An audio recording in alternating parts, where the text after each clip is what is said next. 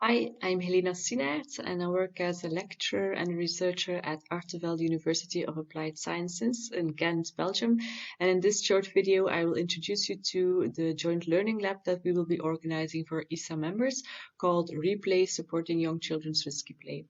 A few years ago, I started two research projects together with this wonderful team of researchers. The first one is called Replay Toddler, and it was about risky play in toddlers in childcare. And the second one is called Replay 3 to 6, which focuses on preschoolers' risky play and how their parents and practitioners look at it. We noticed during our research projects that it's a very difficult balance to, on one hand, protect children and on the other hand, challenge them to try new things and to push their own boundaries. And it's easy to focus on protecting children and in that way forgetting about all the interesting, challenging opportunities in play for children. So when I bumped into some literature on risky play, I was immediately convinced that this was a very interesting theory and that we had to do something with it in practice in Belgium.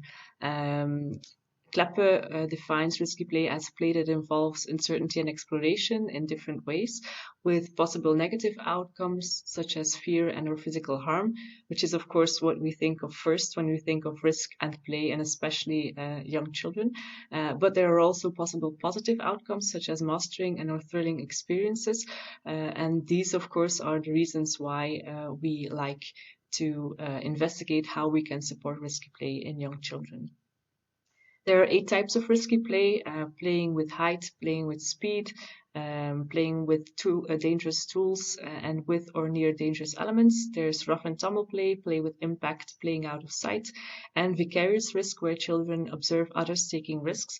I won't go into detail too much in this short video, but we will save that for the joint learning labs. If you can observe children playing, maybe it's interesting to see if you can recognize one of these categories already. What's the relevance of us organizing a joint learning lab? We would like to share with other ISSA members inspiring resources and good practices, and to exchange about this topic that is sometimes controversial.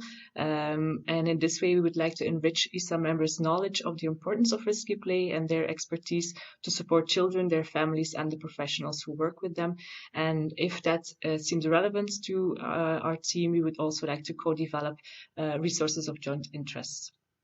What would we like to decide together with the members of our joint learning lab? That's the intensity of the meetings. We are currently thinking of every 2 months, but that might differ depending on what our group wants and needs.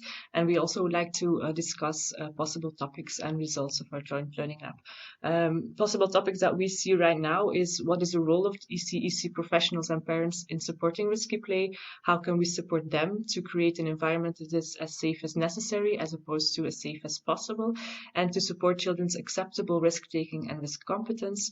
How can ECEC policy support ECEC professionals and parents, and how does society influence parents and ECEC professionals' perceptions of risky play?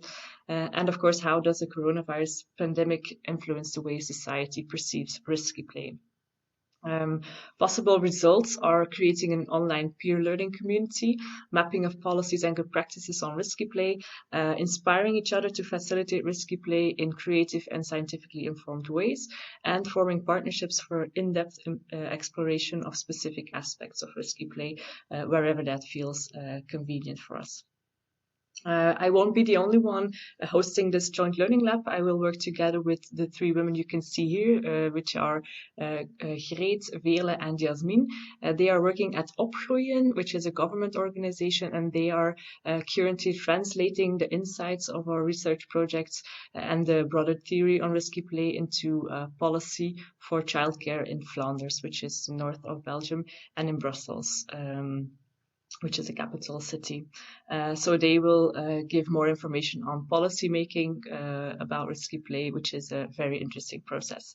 If you're already hungry for more, I would say, become a part of our Facebook group of Replay, you can find lots of interesting videos and photos of children taking risks during play. We also have a website which is at this point in Dutch, but you can find more information there if you want.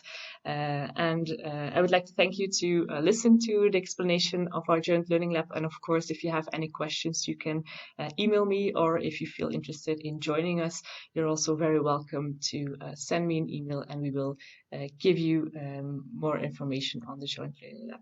Thanks, and hopefully see you in a few weeks in our first meeting. Bye.